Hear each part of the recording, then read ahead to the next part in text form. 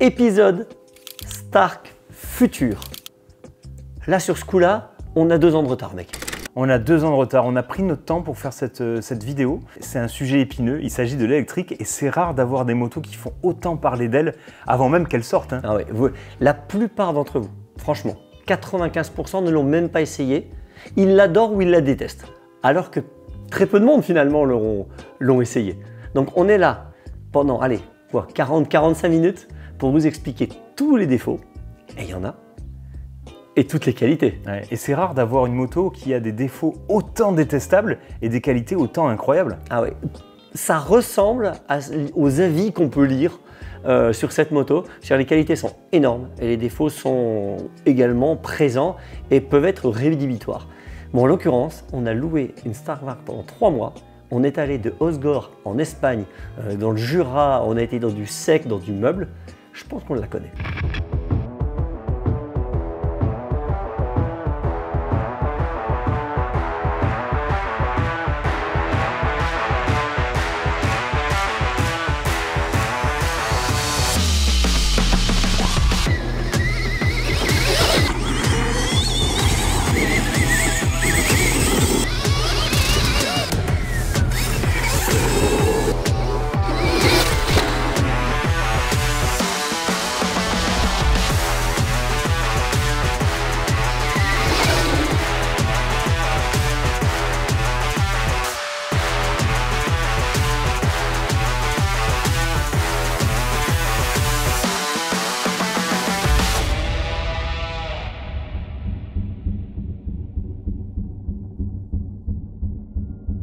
Alors on l'a loué cette moto évidemment, et pourquoi on aurait pu se satisfaire finalement d'un essai presse? Parce qu'on voulait faire ce qu'on voulait, aussi longtemps qu'on le voulait, et vous donner les plus belles informations qui vous serviront, j'espère, pour l'acheter ou la voler. Ou continuer de la détester. Exactement. Alors Stark Future, une nouvelle marque qui arrive, qui est là maintenant depuis déjà 2-3 ans, hein, puisque elle a été annoncée assez tôt. Ouais. Il y a eu un petit peu de retard dans le délai de fabrication. Beaucoup de précommandes, hein. Je crois qu'on est autour des 10 000, ouais. Donc c'est complètement... totalement dans l'esprit de la moto. Hein. Ah, c'est-à-dire qu'ils l'ont adorée quand elle est sortie, ils se sont dit je la veux, et ils l'ont détestée parce qu'elle était en retard. Donc déjà, rien que pour le lancement, il y a eu ce côté amour-haine qui est arrivé directement. Hein. Ouais, la communication était assez folle, hein, parce que tout de suite on a entendu des grands noms circuler, les images étaient extrêmement belles, le film de présentation était très réussi. Ouais. Donc ils n'ont en tout cas pas merdé le début de l'histoire. Hein. C'est même plus du buzz à ce niveau-là. Franchement, c'était la copie parfaite. Alors, même plus que parfaite, parce que moi j'étais persuadé que c'était Stark qui l'avait dessiné. Mais Stark, je parle de designer. Ouais, Philippe Stark. Exactement. Et en fait, ils ont été malins, mais honnêtement, on pouvait le croire, parce que les lignes, elles étaient différentes, elles étaient belles, et c'était un objet de design. Une fois de plus, c'est pareil, un peu comme une brosse supérieure, tu pourrais presque la laisser dans le salon. Hein. Ah ouais, c'est vrai. Alors on va vous conter l'histoire de notre Stark Varg qu'on a eu à laisser pendant 3 mois dans cette vidéo. On va vous dire combien elle est fabuleuse et combien elle est détestable, s'il faut l'acheter selon nous, et qui doit l'acheter cette moto. Déjà parlons de la genèse du projet. Cette moto, pour une fois, elle n'est pas japonaise, elle n'est pas américaine, elle vient d'un cerveau suédois.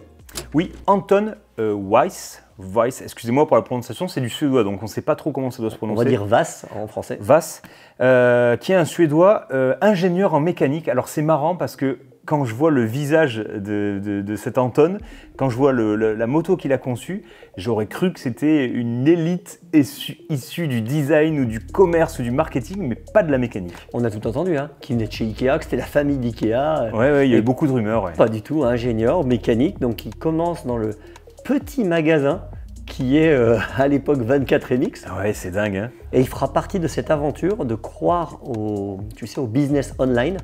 Et donc c'est devenu quelque chose d'énorme, un paquebot énorme de vente de pièces dans toute l'Europe. Donc une fois que ça a été terminé, il a vendu ses parts, il est devenu millionnaire. Et là où il aurait pu être à la cool, Anton quand même part dans un projet, genre limite il remet toutes les billes dans un projet fou et risqué. fou, risqué, une moto électrique en tout terrain au moment où justement l'électrique est autant critiqué, hein, parce qu'on nous parle d'écologie, il y a des promesses qui ne sont pas tenues, enfin voilà, c'est vraiment un sujet très touchy. Et faire une moto racing électrique, c'est un sacré pari, surtout que cette marque prétend quand même révolutionner le sport avec cette moto. Et il dit que c'est la moto la plus rapide aujourd'hui est électrique. Ouais. Les grands noms, il y a un moment, tu regardes ce qu'ils font quand même. Quand tu vois qu'Honda n'a pas de moto électrique, que Yamaha n'a pas de moto électrique, KTM n'a pas de moto électrique, à part des petits protos ou des petits projets un peu trail, tu sais, tu te dis, est-ce que j'ai le bon choix? Et il y croit dur comme fer. Et en plus, la première qui sort, parce qu'on en reparlera, il a prévu d'en sortir beaucoup d'autres modèles, mais la première qui sort, c'est celle qui est censée battre les 4,5 F en championnats internationaux. Donc c'est le plus dur. Le plus dur. Il commence par le plus dur à la première année.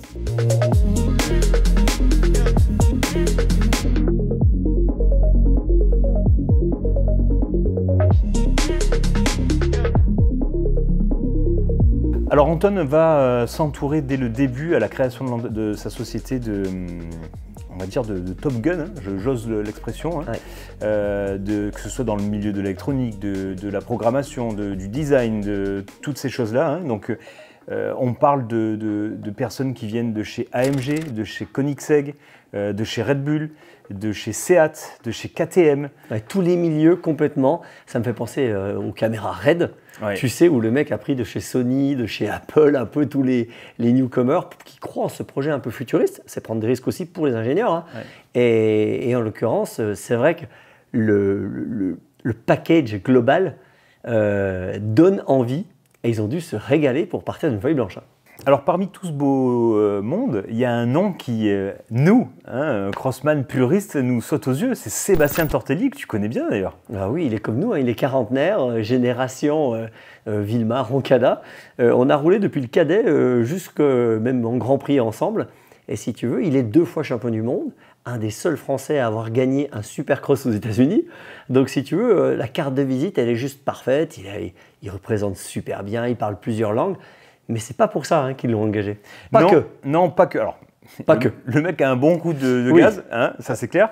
Mais Sébastien, ce qu'il faut savoir, c'est qu'en plus d'être un très très bon pilote avec un grand palmarès, il a été un formidable pilote développeur, hein, je ne sais pas exactement comment on appelle ça. Hein, pilote de développement, oui. Pilote de développement. Il a fait la même chose ensuite chez Suzuki. Ça a été le guide justement pour mettre au point cette 4,5 RMZ, qui a encore gagné avec Carmichael.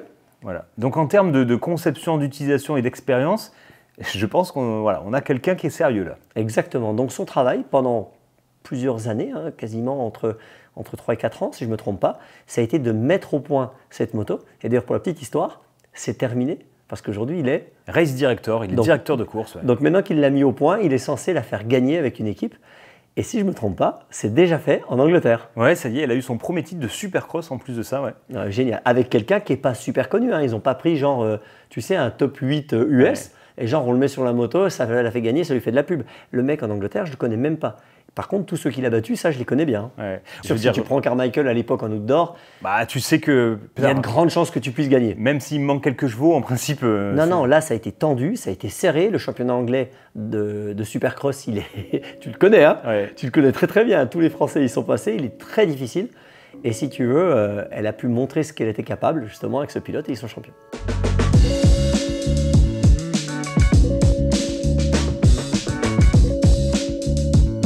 Alors Pierrick, attaquons avec l'esthétique de cette Stark, parce qu'on voit bien qu'il y a clairement une rupture avec ce qui existe déjà. On sent qu'il y a une volonté de faire différent, on sent qu'il y a une volonté de faire moderne. Qu'est-ce que tu en penses toi? Pour moi, c'est la copie parfaite. J'avais adoré à l'époque, tu sais, où ils sont mis à sortir les motos dans plusieurs couleurs. Ouais. Cette période, qui n'existe plus quasiment, hein, à part Yamaha qui a sorti un modèle anniversaire, elle n'existe pas. Et là, d'entrée, tu choisis la blanche, la grise, la rouge. Moi, j'ai trouvé ça déjà d'enfer. Parce que c'est vrai que la couleur peut te rebuter. Ensuite, les lignes, on dirait que tout est verni. La petite partie carbone, la partie titane. Je trouve que sans radicaliser, sans réinventer, ce qui peut faire peur, par exemple, pour une Suron. Ouais. C'est moderne, mais ça fait peur. Tu sais, ça peut te choquer. Et bien, en l'occurrence, sans tout réinventer, ils ont fait mieux quasiment que tout le monde. Tu peux pas dire à un designer, tu lui mets une Stark à côté d'une autre moto, il se dit, bah voilà, il y en a une qui a été faite par le mécanicien et l'autre qui a été faite par un designer. elle est incroyable. Pour moi, c'est sans faute. Moi, je suis un petit peu plus mitigé que toi. Alors, j'apprécie vraiment cette volonté de faire différent, de faire très moderne. Là-dessus, le pari, il est complètement réussi. Il y a juste 2-3 trucs qui, moi, me plaisent beaucoup moins. On sent la volonté de faire une moto très très légère visuellement. On sent que ils ont voulu compenser peut-être une moto qui est lourde et de faire oublier ce poids effectif par un poids visuel beaucoup plus léger. Mais c'est réussi. Donc oui, ils ont voulu voilà. affiner et alléger, mais à mon sens trop. C'est-à-dire que quand tu auras de la moto vraiment de face, la plaque numéro par exemple est très très fine au point que je trouve pas très joli les numéros parce que du coup tu es obligé de faire des numéros très très fins. Quand tu la regardes de côté, je trouve que l'ouïe descend pas assez, elle est trop fine. Du coup, ça met en valeur ce bloc batterie qui est pour moi disgracieux et sur lequel, à mon avis, ils n'ont pas réussi le challenge de rendre ça beau. Je trouve que ça reste toujours moche, une batterie dans une moto. Moi, je dirais moins pire. Je trouve que là, autant je suis d'accord avec toi. Je suis très pointu, moi, Pierre. Oui, mais je suis d'accord avec toi sur certaines formes visuelles dont on a l'habitude et que là, ça a coupé, donc du coup, il faudra du temps pour s'en remettre. Par contre, le bloc, honnêtement, c'est pas chouette, une batterie. Et je trouve qu'ils pouvaient guère faire plus beau que ça. La suite me donnera peut-être tort. Hein. Je sais pas. Moi, ils auraient pu peut-être, c'est vrai, peut-être la cacher un peu plus. Pour moi, ça reste encore un grille-pain. Pour moi, c'est moins pire. Moi, ça reste trop présent encore à l'image. Et tu vois, cette finesse excessive, quand tu regardes vraiment la moto de dos dans l'axe, les ouïes, tout est tellement fin à un point que ça en devient trop, quoi. Je veux dire, c'est presque plus une moto, c'est trop fin. Pour moi, c'est trop. À un moment donné, c'est trop. Là, je comprends. Je veux dire, ça me fait pas penser à un objet démoniaque, alors que ça l'est. Oui, alors qu'il l'est. Pour moi, c'est devenu trop fin. C'est beau, mais c'est trop fin. Ça me pose le problème de la déco. Alors, bizarrement, cette moto, pourtant je suis un grand fan des kits déco, hein, mais cette moto, j'ai encore pas trouvé de kit déco qui la mette en valeur. Oui, parce que non, qui la mettent plus en valeur que l'origine. Ah ouais, pour moi, là où elle est le plus belle, c'est sans rien. Cette signature hyper sobre. Alors, justement, tu veux une petite anecdote ? Oui. Ils veulent pas de kit déco dessus. Tu sais pourquoi ? Parce que dans l'esprit électrique, écologique, l'idée, c'est de ne pas faire un kit déco qui va s'arracher, se mettre à la poubelle. Et donc, ils ont décidé de rester justement avec des motos sans déco sur les teams officiels. Tu sais, il aurait pu avoir un kit déco. Mais oui. Et c'est dans l'esprit écologique de se dire... Et le poids, parce que je vais te raconter une petite anecdote qui m'avait fait sourire. À l'époque, je travaillais pour le team KRT, quand Gauthier Paulin roulait pour Kawasaki, on s'en rappelle. Et ça a été parmi les premiers à sortir des numéros, si tu veux, où il n'y avait pas le fond de plaque avec. Il y avait juste, en fait, quasiment la forme du numéro et un peu entre le kit déco. Et je trouvais ça laid. Et j'avais dit à Yves de Maria, mais pourquoi vous ne faites pas des fonds de plaque, tout le numéro incrusté, comme ça se fait, c'est super beau. Et Yves m'avait expliqué que, en fait, tout le kit déco qu'il ne mettait pas sur la moto, le poids cumulé, ça correspondait au coût d'une visserie titane. Ouais, c'est fou. D'ailleurs, le travail qu'on ne voit pas sur les motos d'usine, on s'écarte un peu du sujet là. Oui. Mais si tu veux, c'est les selles. Entre une selle d'origine et une selle d'une moto d'usine, il y a quasiment 1,5 kg. Voilà, donc en fait... C'est juste fou. Bon, enfin bref, on s'est évadé un petit peu, mais voilà. On comprend l'histoire. Voilà, kit déco écolo, moins de poids, toujours dans la finesse. Voilà. Donc une moto très très légère visuellement, peut-être par complexe d'un poids un peu élevé. Mais moi, je pense que c'est ça. Hein. Je pense que le sujet, c'était de rendre la moto la plus légère possible à l'œil. Hein. Je reviens juste sur la pièce dont tu as parlé en carbone. Les matériaux sur cette moto, pour moi, c'est du jamais vu. Hein. Ouais. Le truc en carbone, les tés de fourche, on dirait des tés usinés fraîchement. Enfin, le support du téléphone. Ouais.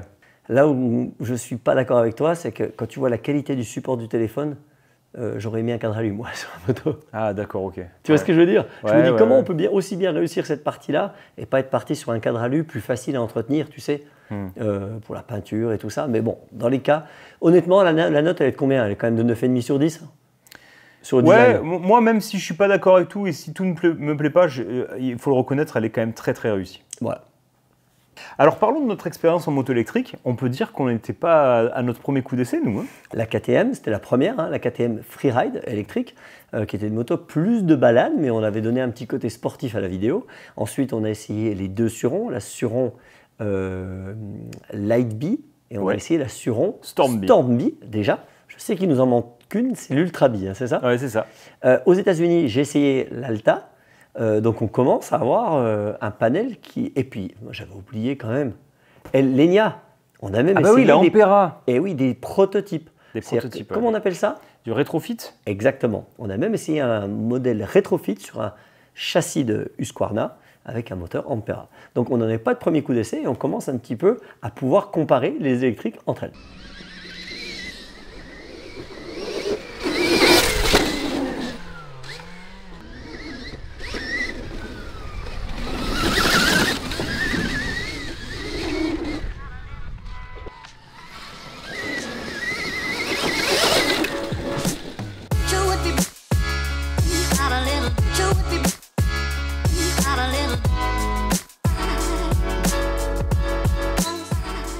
Tu te rappelles des motos thermiques qui étaient livrées avec un triangle et juste un bouquin? Oui, bah, bien sûr. Ah bah là, elle est livrée avec quoi?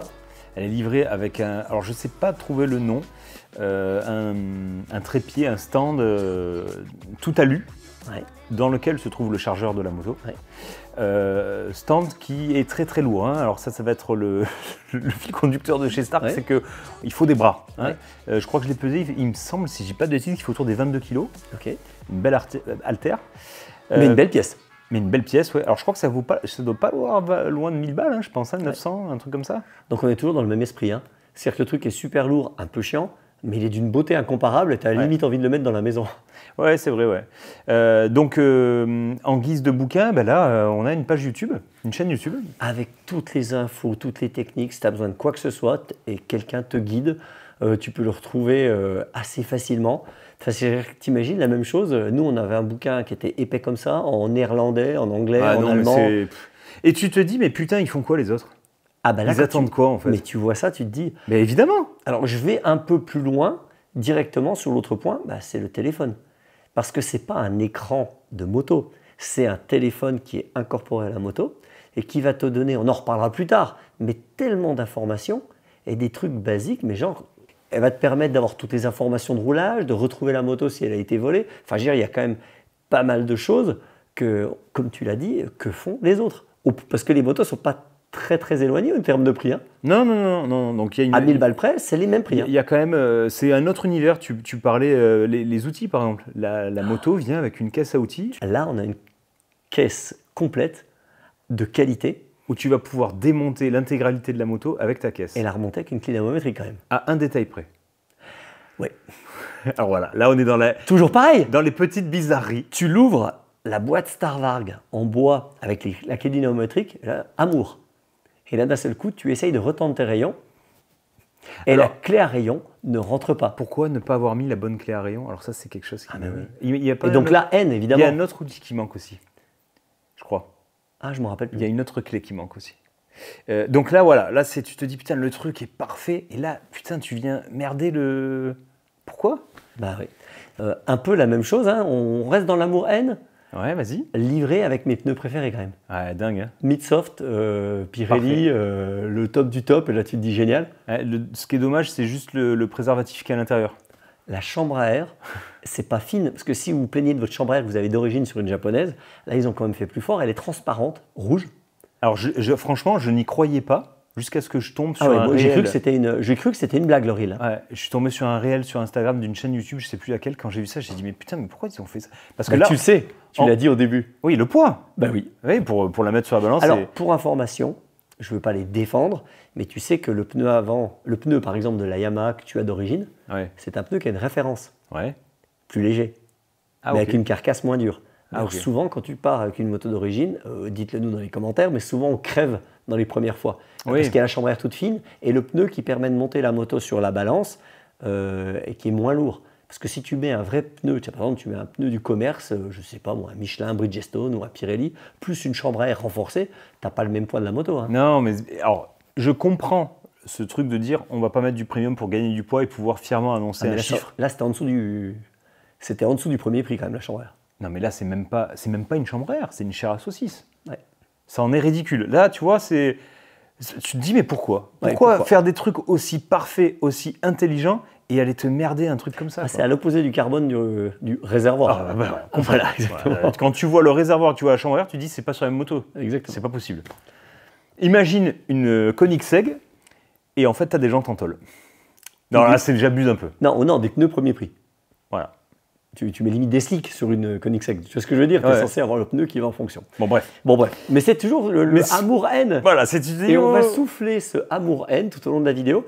Et je pense, je donne pas la fin de la vidéo, mais je pense qu'à la fin, vous n'allez pas plus avancé qu'au début. Vrai ou pas? Ah, je sais pas. Moi, quand même, je pense que c'est vrai. Moi, je pense que je vais en convaincre quelques-uns dans une des 2 directions. Mais je dis pas encore laquelle. T'es tellement nu. Là, tu vas pas être nuance man. Là, tu vas être man. Moi, je suis. Tu sais que mon ancien associé, enfin, avec qui je travaille toujours, Arnaud, il m'appelait Guillotin. Ouh! Là, ça va guillotiner, tu crois? Ah bah ça va. Il va y avoir des trucs de fou qui va se passer. Restez avec nous.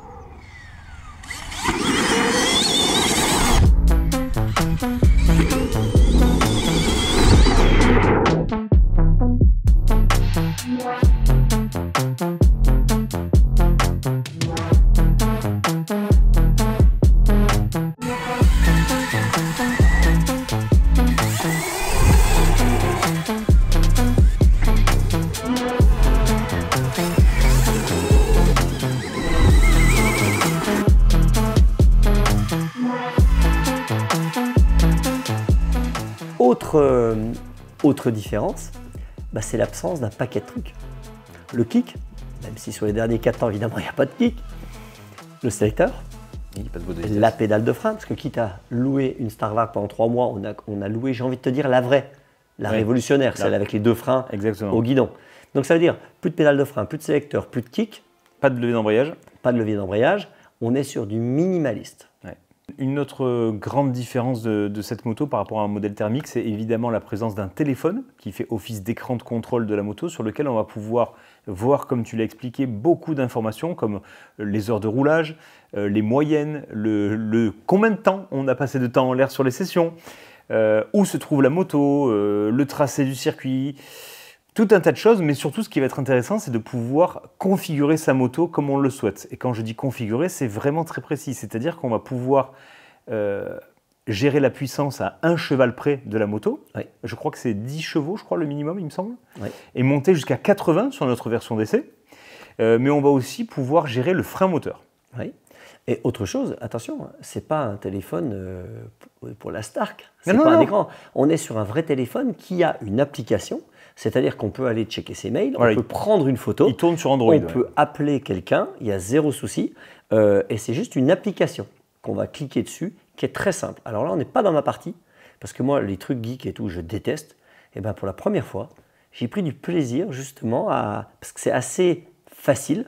Honnêtement, si ça avait été difficile, tu m'aurais perdu. Ouais. Non, c'est assez facile. J'étais en Italie, j'ai mis différentes courbes et je les ai retrouvées assez facilement. J'ai pu gérer le truc. Donc si moi j'y arrive, tout le monde y arrive. Ce qui est sympa aussi, c'est qu'on peut, donc ces fameuses courbes moteurs qu'on peut paramétrer et configurer, on peut les sélectionner au guidon à partir d'un Komodo en roulant. Exactement. On n'est pas obligé de s'arrêter, de rentrer dans le téléphone et de changer la puissance de la moto. On va les attribuer sur 5 positions au niveau du Komodo et en roulant, on va pouvoir switcher. Exactement. Toi, tu étais souvent seul pour rouler avec sur la moto. Ouais. Et moi, à l'inverse, quand j'étais en Italie, parce qu'on a fait Italie, Espagne, Osgore, Jura, Rognac, et ben moi, quand je suis allé en Italie, au contraire, on était quasiment 3 à rouler avec. Donc tu pouvais avoir 3 motos différentes. Ah, mais chacun avait sa courbe. Ouais. J'avais ma courbe, Milo avait sa courbe et Lucie avait sa courbe. Et ça n'a pas de prix. Alors avant de partir, Pierrick, il va falloir la charger cette moto. Et il faut, allez, 1h20, 1h30 pour charger la moto. Alors, tout en sachant que c'est les 10% entre 90 et 100 qui sont les plus lents à charger, sinon on va être autour de 1% la minute. Exactement. Juste pour ceux qui se posent la question, comme moi, ça charge aussi vite avec un groupe qu'à la maison. Complètement. Vous ne la chargez pas en 1 heure à la maison et en 4 heures avec le groupe. C'est la même vitesse, donc 1h30. Donc la pause, demi.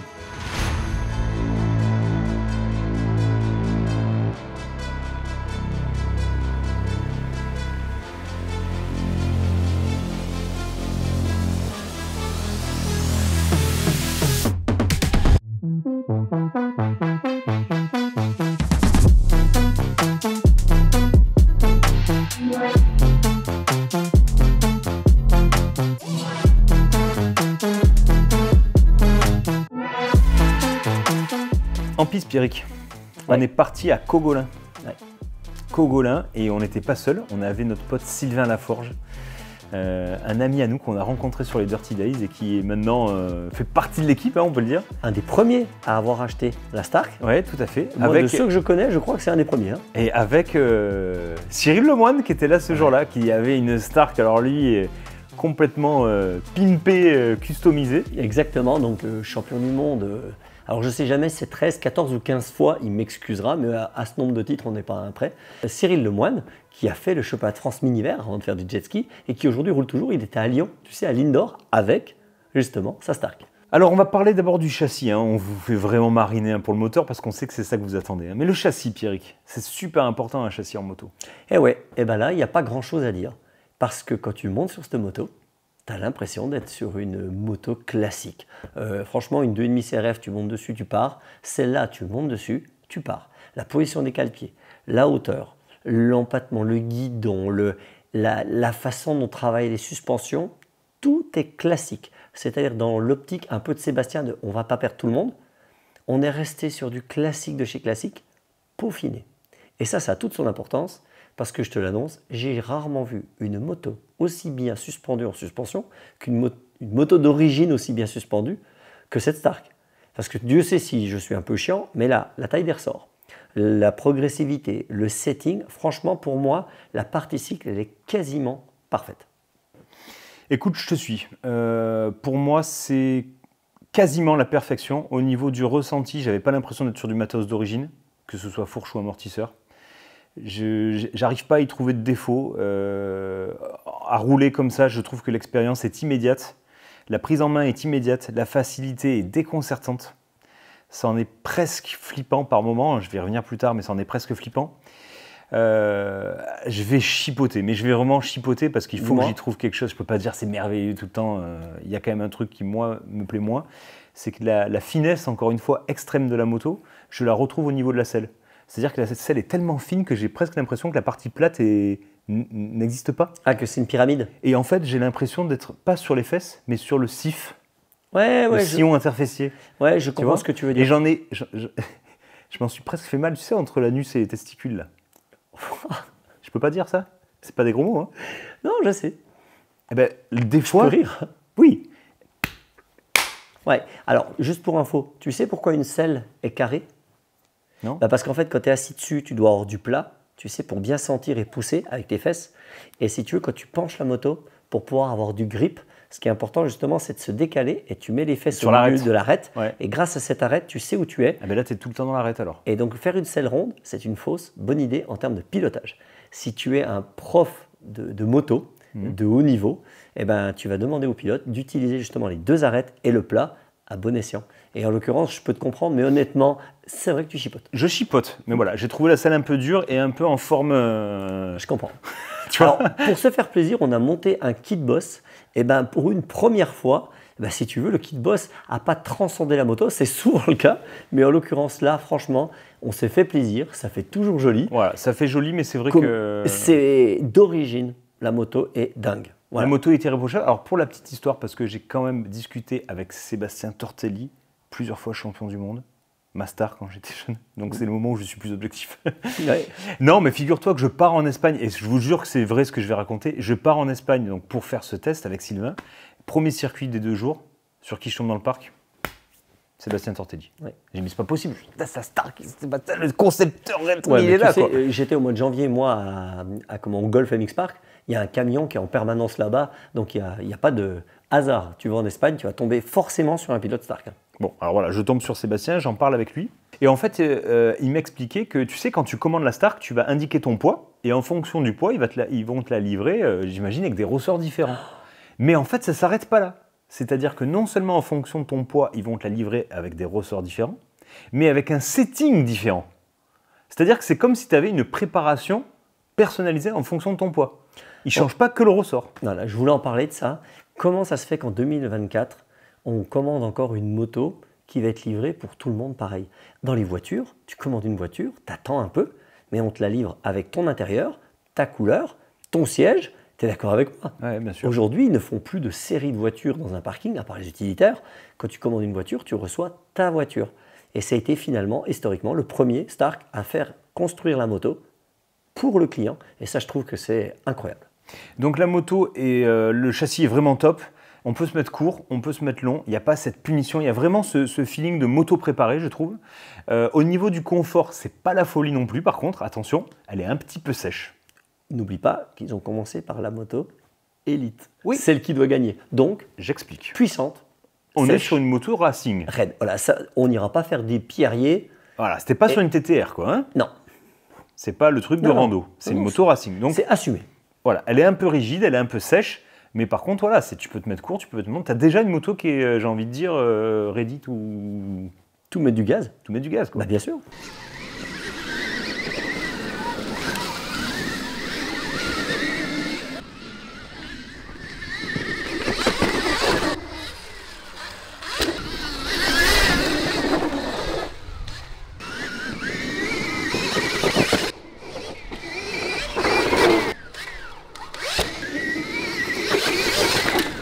Au niveau de l'expérience, parce qu'il faut parler de ce truc-là, de plus avoir de vitesse à passer, de plus avoir de levier d'embrayage et d'avoir des freins au guidon, là. Tout ce package, t'en penses quoi, Pierrick? Ah, ça met du temps à s'habituer. Il faut au moins 2 tours. C'est incroyable. Si tu veux, moi je suis un amoureux du pilotage. J'ai fait aussi des stages, tu sais, chez mon ami Nitar, Cross-Up. Quand tu vois comme tu galères aux débutants, tu sais, pour faire comprendre la vitesse, l'embrayage, le frein, le truc, doucement sur la pédale de frein arrière. Alors que si tu as une botte qui est grosse comme ça, le gamin il a 8 ans. Je veux dire, il n'y a que des problèmes, mais qui ne sont pas du tout par rapport au motocross et à l'enfant. Le problème, c'est que toutes ces commandes, c'est trop de choses, trop d'informations. C'est comme si tu faisais des contrôles, machin, sur l'ordinateur, dès le premier coup que tu touches un ordi. Non, la réussite d'Apple, c'était simplicité. Et la réussite de ce Stark, c'est que tu as une poignée de gaz avec un potentiomètre, si tu veux, qui est délicat. On ne peut pas le dire, hein, c'est pas du on-off, c'est délicat. On a des freins qui sont smooth.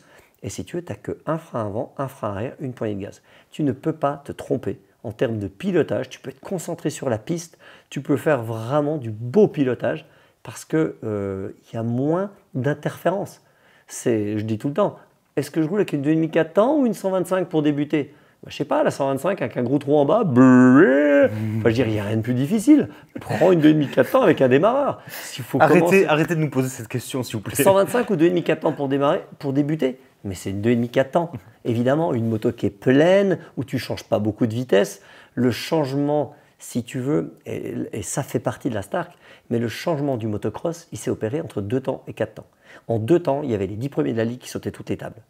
Et derrière, ça ne sautait pas. Parce qu'il fallait sortir du virage, tu te mettais 2 équerres, il fallait passer la vitesse à pulsion assise. C'était le seul prix à payer pour sauter la table. Et bien, dès qu'on est passé au 4 temps, tout le monde, vétérans y compris, filles y compris, tout le monde a tout sauté. Et Dieu sait si les sauts se sont trouvés beaucoup plus gros et pas beaucoup plus petits. Donc si tu veux, il y a eu un énorme changement en termes de pilotage avec le 4 temps. Là, je t'annonce le cap encore supérieur. Alors évidemment, je te rejoins, je trouve que l'expérience est incroyable et j'ai pas peur de m'avancer en disant qu'elle est révolutionnaire. Très honnêtement, au premier tour, j'allais plus vite qu'avec ma moto thermique. Au premier tour. Cette moto me permet de faire des choses techniquement que je suis incapable de faire avec une moto qui a un embrayage, une pédale de frein et des vitesses. Je me mets à sauter des sauts que je ne peux pas sauter en temps normal. Je me mets à pouvoir utiliser le frein arrière à des moments où j'arrive pas avec la botte. Je fais beaucoup moins d'erreurs. Et j'allais te le dire, les erreurs, combien de fois tu cales? Jamais. Combien de fois tu es sur le mauvais régime ou sur la mauvaise vitesse? Jamais. Jamais. Tu ne trompes jamais de vitesse, exactement. C'est incroyable. Alors, c'est un petit revers de la médaille, c'est que du coup, j'ai des vitesses qui me sont aujourd'hui accessibles, à laquelle je ne suis pas habitué, et où mon niveau technique et général, normalement, m'interdisent d'y aller. Ou ton expérience. Et mon expérience. Le souci, c'est que je me suis retrouvé à arriver dans des freinages que je devais gérer à des vitesses que je ne sais pas gérer, que j'ai dû apprendre à passer des sauts sans accélérer sur les appels des sauts. Ouais. Et il y a une petite transition à faire que je trouve un peu dangereuse pour quelqu'un qui a un niveau comme moi. Je ne parle pas des très bons et je ne parle pas des débutants. Alors moi, je vais te le dire tout de suite, sur les très bons, zéro différence. On l'a vu, Roxon, il l'a prise, Supercross, précision totale. Souberas, on le connaît très très bien, il l'a prise, précision chirurgicale. C'est-à-dire que les très très bons, qui ont l'habitude de rouler, qui savent exactement dans leur tête, leur cerveau calcule à quelle vitesse ils sont en entrant dans l'ornière, ces mecs-là, il y a zéro différence. Au contraire, je pense même qu'ils peuvent aller peut-être gagner un petit peu plus. Il n'est pas là le problème. Non. Le problème, c'est les repères de vitesse. Parce que quand on est d'un niveau intermédiaire comme moi, souvent, sur la piste, on n'a pas des repères de vitesse. On a des repères de régime moteur et de choix de vitesse. C'est-à-dire que, je vais te prendre un exemple, dans tel circuit, je sais que c'est fond de 3. Pourquoi? Parce que dès que je mets la 4, je prends plus de vitesse, j'arrive plus à freiner. Et moi, je vais rajouter un petit truc. Il y a plein d'endroits où tu pourras aller plus vite, mais comme tu as, on va dire, soit la flemme ou soit la peur de mettre la 4 justement pour aller plus vite. Ou que j'arrive pas, parce qu'il y a des trous. Tu n'y arrives pas, exactement. Tu le fais pas, et donc du coup, ça te laisse à tes 56 km/h. Exactement. Sauf que là, tu passes. Ah ben là, c'est terminé. 67. Et là, tu mets poignet dans l'angle, et ça défile, ça défile, ça défile. Et le problème, c'est qu'à un moment donné, il va falloir s'arrêter, Coco. Ouais. Et là, on en revient sur le lancement. Il y a eu beaucoup de gens qui se sont fait mal. Ouais. Quand je dis beaucoup, on en connaît pas mal. Moi, j'en connais beaucoup qui se sont fait mal, dont celui qui nous a loué la moto, oui, exactement. dont un youtubeur qu'on connaît bien, ouais. Et il ne s'est pas fait mal en tombant normalement. Ouais. Il s'est mis un long. C'est-à-dire que si vous commencez la moto, dites-vous bien que vous allez sauter plus loin, que vous allez arriver plus vite. Donc ça veut dire qu'il va falloir y aller mollo, vous habituer, prendre le temps. Si vous faites exactement le même mouvement avec cette Stark, vous allez aller plus vite. Donc il faut s'attendre. Alors je pense que c'est vraiment valable pour les niveaux intermédiaires dont je suis le représentant. Exactement. Moi je pense que pour les débutants, c'est absolument pas gênant. Et pour les bons pilotes, c'est absolument pas gênant. Exactement, c'est le mieux. Et alors, pour la petite histoire, moi avec cette moto, je roule bien plus vite qu'avec une moto thermique. Pierrick, c'est pas le cas. Pourquoi? Parce que les choses qui, moi, me font aller plus vite ne sont pas des choses qui ralentissent Pierrick. Je m'explique, toi, gérer un embrayage, passer des vitesses, même à l'appel d'un saut, te servir de ton pied pour freiner sur la pédale, sur l'angle ou quoi, c'est des trucs qui ne te gênent pas. Bien au contraire, moi je m'en sers. Par exemple, combien de fois j'ai fait des courbes avec une petite touchette sur le frein arrière? Ouais. Tu vois ce que je veux dire? Combien de fois j'ai mis une vitesse trop haute pour que la moto soit douce? Combien de fois j'ai mis une vitesse trop basse, en théorie, mais pour que la moto, tu vois, elle sorte, elle se catapulte de l'ornière parce qu'il y avait juste un petit trou à la sortie. Enfin, j'utilise la moto par expérience. Hein, on n'est pas obligé d'aller vite pour faire ça. Hein. Ah, bien sûr, mais quand tu as beaucoup d'expérience, tu peux jouer avec des choses limite anormales. Et donc, du coup, moi, je vais moins vite. À Cogolin, j'étais moins vite. Hein. Ouais, j'étais bien moins vite avec la Stark. Et moi, ça m'a choqué parce que je me dis, mais attends, mais comment tu peux aller moins vite? Parce que moi, c'était un truc. Cette moto, elle ouvre tellement des portes. Enfin, moi, elle ouvre les chakras. C'est fantasmique, quoi. C'est du fantasme. C'est-à-dire que des sauts où, normalement, par exemple, je sais qu'il faut que je prenne tout l'extérieur du virage pour m'aligner, être dans l'axe, sauter et tout. Là, j'arrivais, petit intérieur, appel assis. Incroyable. Et je me dis, mais tout le monde va gagner du temps. Et non. Ah non, et plus tu débutes, pire c'est. Hein. Ah bah oui. Le terrain de Trofarello, ma femme, elle débute vraiment, elle saute pas de table. Hein. Elle est 8 secondes plus vite avec la Stark. Mais ça m'étonne pas. Mais 8 secondes, c'est juste énorme. Ah bah et pourtant, elle fait rien de pire. Hein. Elle a juste roulé la même chose, sauf que tous les virages où elle pensait à l'embrayage, à la vitesse, au machin, elle est arrivée, elle a fait comme ça. Et donc, c'est souvent dans les virages que tu gagnes le temps. Hein. Ouais, les virages, d'accord, les virages, c'est pas les sauts, c'est pas les freinages, mais c'est tout ce qui est virage. Les sauts, oui et non. Hein, parce que moi, maintenant, ça y est, je saute les sauts sans accélérer sur les appels de table. Ouais. Et ça, pour moi, c'est une révolution. Hein. Donc moi, c'est la partie que j'aime le plus. C'est-à-dire d'arriver à bloc, couper les gaz, et il y a un côté VTT, un côté deux temps, mais beaucoup plus stable qu'un deux temps et qu'un VTT. J'ai eu du mal moi au début. Hein. Ah, la moto, elle part. Parce que j'avais peur, j'arrivais pas à lui faire confiance. Je me suis dit, tu coupes les gaz et à un moment donné, tu vas te mettre un par devant. Exactement. Et elle ne m'a jamais. Le combo moteur, non frein moteur, parce que même, on l'a dit, on peut régler le frein moteur, même au maxi, le frein moteur, quand vous coupez les gaz, elle se laisse aller. Elle est hyper stable entre le châssis et le moteur, sans déconner, les sauts. Pour moi, donc c'est à la fois très cool et très dangereux. Parce que quelqu'un qui a un niveau intermédiaire moins, il va se permettre de sauter des tables qu'il n'a peut-être pas l'expérience. Mais c'est ce que je t'explique, c'est que cette moto te permet d'arriver à un niveau où normalement, techniquement, tu n'as pas le droit. Voilà. Donc je le dis, si vous avez envie de sauter des trucs de fou, avec cette moto, vous allez pouvoir. Mais je ne vous ai rien dit. Alors, il faut, je pense, avoir aussi un peu d'humilité. Oui, beaucoup. Par exemple, cette moto, alors celle qu'on a, elle peut aller jusqu'à 80 chevaux. Hein. Bon, là, c'est carrément inutile. Mais ne vous dites pas, d'habitude, je roule avec une 2,5-4 temps qui fait 48 chevaux. Je vais mettre direct 48 chevaux parce que c'est pareil. Non, c'est pas pareil. Non. Là, les 48 chevaux, vous les allez avoir en permanence. Les 48 chevaux sur un 2,5-4 temps, déjà c'est qu'il marche bien le demi-4 Oui. mais pour les avoir, il faut être précis. Ça se joue à 500 ou 300 tours minutes près, à tel régime moteur. Et je peux vous dire que quand vous allez sur un circuit le dimanche, il n'y a pas grand monde qui est sur le bon régime moteur. On en a parlé pour la 125 SX là. Bah oui. Passer à certains câbles, la moto elle retombe à 25 chevaux. Hein. Bah oui. Elle passe de 45 à 25. Et ben là, non, vous les avez tout le temps. Sur la montonnière, ouais. Des super images. Ça rec? Ça rec? Tu fais les chronos ou juste les tests là? Ouais, alors le chrono, viens voir. Tu te mets là, tu t'assois, je prends l'ornière et quand je sors et que je passe derrière cet arbre là, clic, chrono. Allez, ça va. Ça te va? Allez, on va essayer de répondre à la question à 1000 €. Combien de chevaux faut-il pour faire le meilleur temps chrono absolu? Courbe 1, 40 chevaux. Allez, j'amortis, le chrono il est juste en bas. Allez, c'est parti.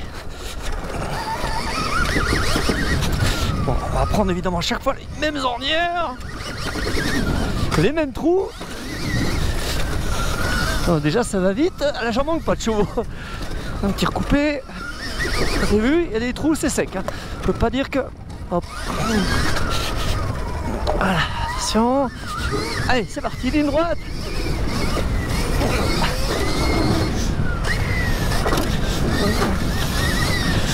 Pas salir l'équipement Fox, hein. On cabre toujours dans la flaque d'eau. Allez, je prends un maximum de petites ornières pour gagner du temps. Bon, 40 chevaux, pas de problème pour les tables. Hein. Vous m'entendez bien là? Inter. Par contre, c'est chaud pour passer. Prenons l'inter. Ah, il me manque un poil. On verra si ça améliore tout à l'heure. Je reste assis, ça cadre bien avec le frein au guidon. Elle était compliquée cette courbe. Je reste large. Voilà, pas aller trop loin. On casse pareil. Là, ça reste du MX, regardez. Même chose, hein. Les ornières. Le recouper, regardez. Hop. Ceux qui viennent à Cogolin, vous le saurez. Là, faut pas rester dans l'ornière, faut aller large. Voilà. Et là, au contraire, inter. Bah écoutez, pas mal ces 40 chevaux. Il y a le camel là. Hein. Ouais, ça passe. Top d'arrivée. Ça passe aussi.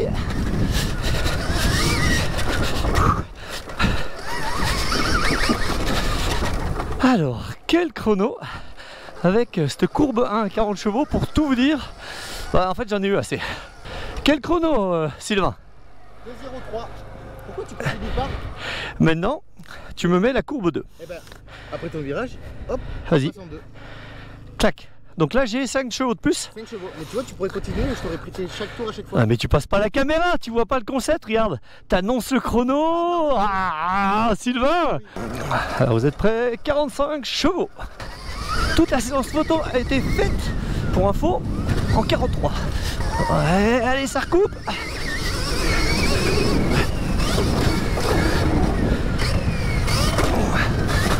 Voilà, du coup, ça va être facile le camel. Bah oui. Vous avez vu? Les 5 chevaux, c'est ça. Alors par contre, vous le payez après. Hein. Comme là, quand on sort, alors, bah faut doser. Là, pas de soucis. Ah, elle chasse quand même. Hein. Allez, cherchez l'extérieur. Oh putain. Ah, vous la sentez patiner. Hein. Honnêtement, je sais même pas si je vais essayer les autres coups. Tellement il y en a. Ouais, c'est sûr que je vais pas caler là. Ah. Oh, par contre, j'en fais pas deux comme ça. Bah là, c'est plus fort que moi, hein. Autant vous le dire. Hein. J'ai même pas envie d'essayer celle du dessus. Ouais, je la contrôle même plus là. Bah là, t'as été plus vite quand même. Ah bah oui, mais à quel prix hein, je peux pas faire deux tours. Hein. Ah ouais? Combien? Ah bah je pense moins d'une seconde. Ah bah je pensais qu'il y en avait deux. 45, c'est même pas une 2,5-4 ans. Hein. Ouais. Hop, je mets la 3.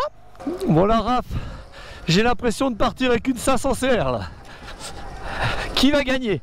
Autant vous le dire, là c'est de l'UFC. Hein. C'est main versus machine. J'arrivais pas à tenir à 45. Je vois pas comment je vais pas faire de faute à 50. Alors évidemment, ça dépend de votre circuit, on le rappelle.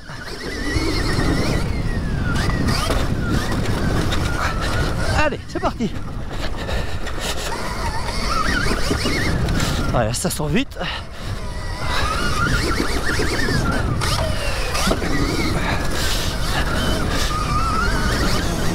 Alors à doser, c'est toujours aussi agréable. Hein. Voilà. C'est juste qu'il faut bien redresser la moto. Voilà. Oh putain.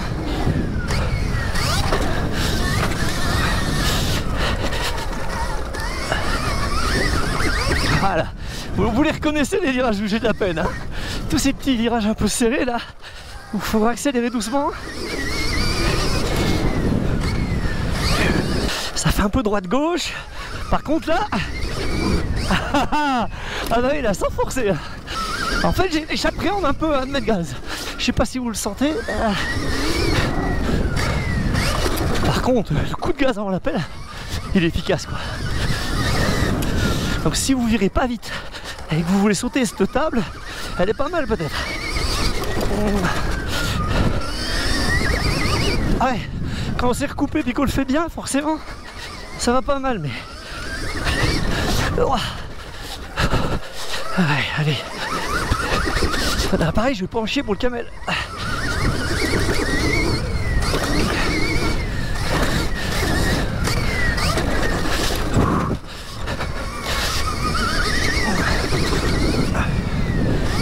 Pas plus que ça en fait. Hein.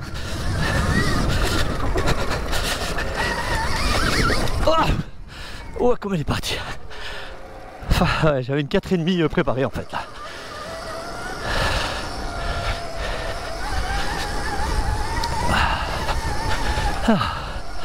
Alors, combien?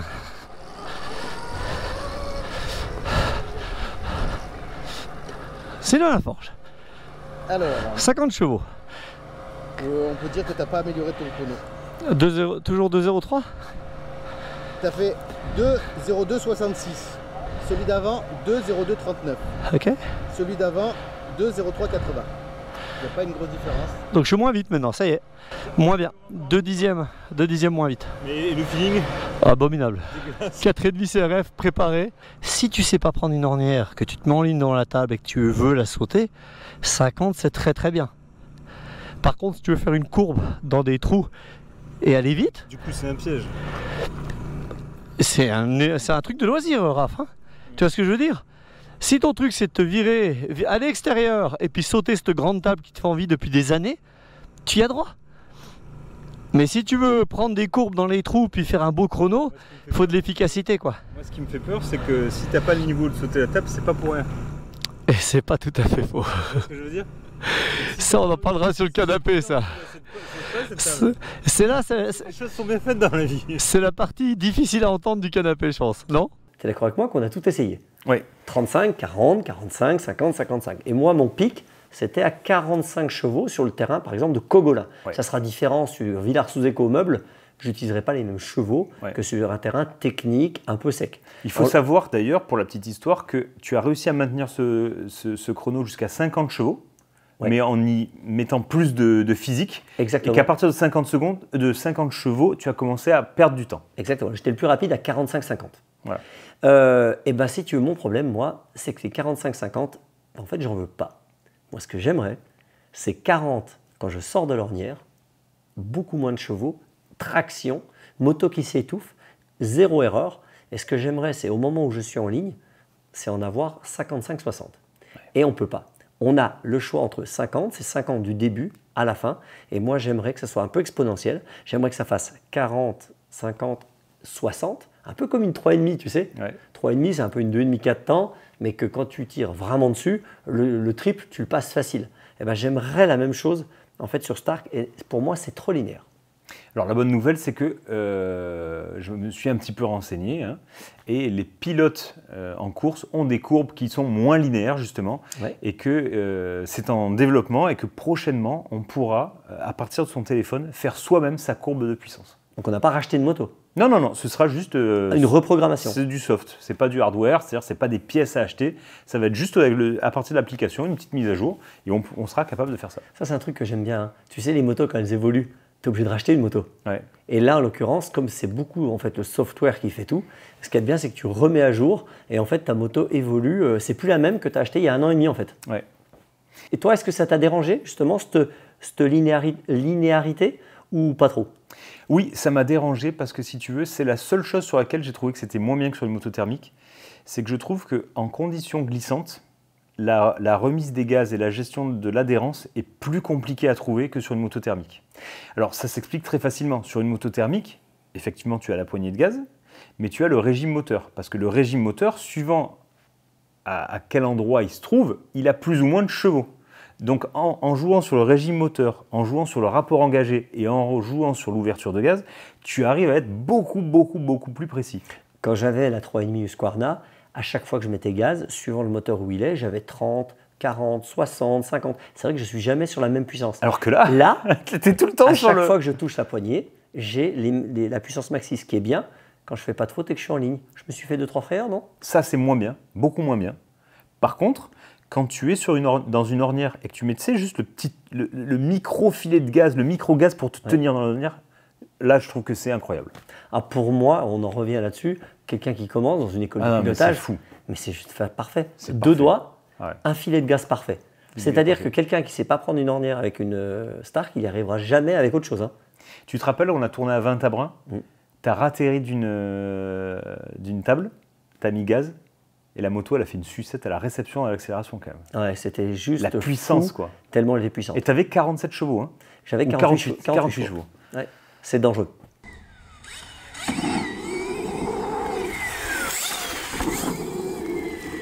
On est typiquement dans ce qu'on n'aime pas de la Stark. Là c'était édifiant, là. Hein. Ben, c'est ça. En fait, d'avoir la pleine charge partout pareil, si tu veux, là, c'est quand même pas une erreur de malade que j'ai fait. J'étais juste à peine en travers. Et ben quand tu réaccélères fort, tu as vu, elle a tendance à partir. Avec un 4 temps, surtout avec un 4 temps, avec un 2 temps, ça pourrait peut-être faire ça, quoi qu'elle s'éteindrait. Mais un 4 temps, si tu veux, ça calme et ça part. Là, il y a eu les chevaux tout de suite. Hein. Alors ça veut dire qu'en pilotage, il faut être très bon, très précis quand tu mets du gaz. Ou alors, bah, mettez une courbe moins puissante. Mais ceux qui roulent à 80 chevaux sur un terrain sec, pour moi, c'est n'importe quoi.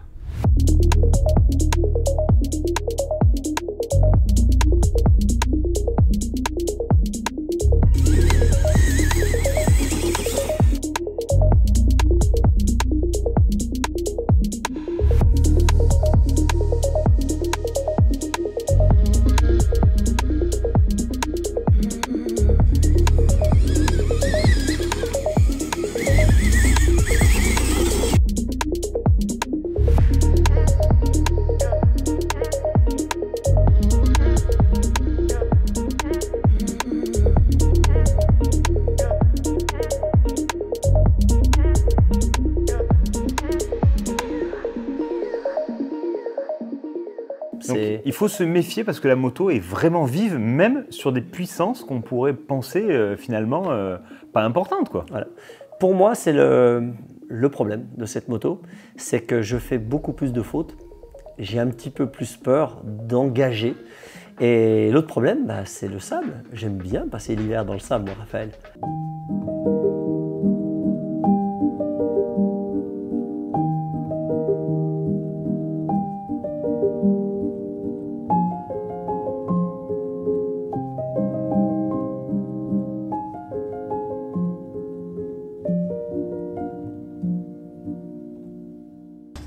Bon alors on s'est dit que c'était sympa pour le test qui démarre avec les 80 chevaux. Et en fait quand tu mets les 80 chevaux sur la Stark, elle te prévient. Ridiculous level of power. On est parti. Donc Pierrick, mode électrique, on a décidé de partir de la foule, 80 chevaux. Et après on enlève 10 chevaux à chaque map. Ouais, on va faire 5 tours, donc 80, 70, 60, 50, 40. L'idée c'est de voir combien de temps elle tient à fond dans le sable, clairement. Avec différentes puissances. C'est le pire. Et au niveau de la puissance, logiquement, D'après ce qu'on nous a dit, ça change pas grand-chose sur la consommation. Par contre, pour le pilotage, comme ça, on fait 2 tests en même temps. Ah, tu t'échauffes quand même? Je vais partir à froid, non? La moto, elle se chauffe pas, alors le bonhomme... Non? Ah, je suis déçu, je pensais que t'avais pas besoin de t'échauffer. Tu sais qu'il y a plein de gens qui vont regarder la vidéo et qui vont être super déçus. Hein. Bah, d'habitude, on le montre pas, mais il y a quand même... quand même tout un truc à faire. Hein. Non, mais on était tous persuadés que t'étais un Android, Pierrick. Moi, je pensais qu'il n'y avait pas d'échauffement. Moi, je pensais qu'une fois que tu sortais du chargeur, on pouvait t'utiliser direct. Hein. Non. J'étais étonné, hier, il a mangé à midi. C'est bizarre parce que d'habitude, il mange pas. Et là, il a dit, bon, comme ça fait un petit mois que j'ai rien avalé, je vais manger un peu. Vous voyez ce que c'est d'être un professionnel? Putain, j'ai jamais fait ça avant de rouler. Jamais. Je sais pas, est-ce que je suis dans le faux? Est-ce que... Moi, j'ai jamais fait ces trucs-là. Hein. Alors, il faut savoir qu'il est 4 fois champion d'Europe de hula hoop. Hein. Donc forcément, ça laisse des traces. Hein. Passionné de rock'n'roll aussi, d'Elvis Presley.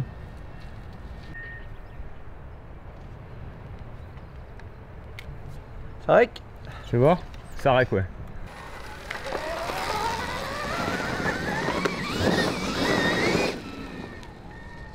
Ça passe rien au sol, l'histoire, là. Eh bah écoute, c'est parti, hein. Alors faut que je fasse gaffe. Je vais enlever ma main du frein. Parce qu'on a tendance à mettre des coups d'embrayage dans le frein, dans le sable. Ah ouais, c'est pas évident. C'est pas évident.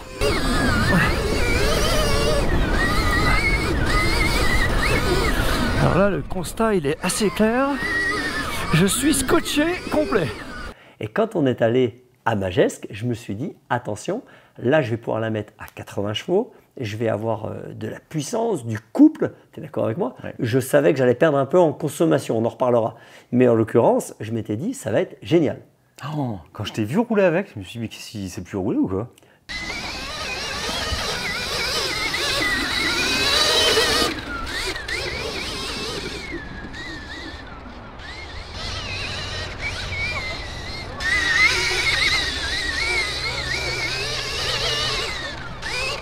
Par rapport à la 3,5, mais t'étais... Alors, déjà, c'est vrai que le fait qu'il n'y ait pas le son du moteur, c'est moins impressionnant. Ouais. Mais par contre, mais t'étais collé. À cause de l'arrière. En fait, la moto, c'est comme un deux temps. Elle passe son temps, la moto, à faire ça, comme si elle était trop légère, alors qu'elle ne l'est pas. Elle ne l'est pas, mais si tu veux, la puissance trop forte et cette linéarité fait que la moto, elle faisait que de danser. Franchement, c'était l'enfer. N'achetez pas une Stark Future pour rouler dans le sable. Hein. Parce que même si vous vous doutez bien que la consommation était un peu excessive, ouais. C'est surtout le pilotage, il n'y a aucun plaisir. Aucun. Ouais, ça m'a fait... Mais comme le deux temps, hein. Ouais, alors moi j'étais quand même... En fait, si tu veux, le châssis est tellement bon sur la terre, la moto est tellement oui. excellente que quand on s'est pointé à Magescq, à aucun moment je me suis posé la question de savoir si elle allait bien aller au niveau du châssis. Bon, ma question c'était, waouh, avec le couple qu'il y a, mais il va rentrer, il va se coucher, ça Le va être frein fou. arrière. Ben oui. Moi, je me suis dit, je vais être sur la pointe des pieds en permanence, petit frein arrière en début de courbe et tout, ça va être génial. Bah non, il n'y a rien qu'à marcher. Putain, ouais, la moto, elle sautillait, l'arrière, il bougeait dans tous les sens, c'est dingue, quoi. Hein. Ouais. En meuble. Ça aurait pu être amélioré avec tu sais, en travaillant radicalement les suspensions, en asseyant plus l'arrière. Mais bien sûr, n'oublions pas que les 4 temps étaient très mal suspendus au début parce qu'on a mis les suspensions des 2 temps. Ouais. Et après, on a travaillé le truc et maintenant, ça va super Donc bien. il faudrait carrément tout changer, quoi. Il faut travailler beaucoup plus sur le truc et je pense qu'on peut y arriver de par les courbes moteurs et également de par les suspensions.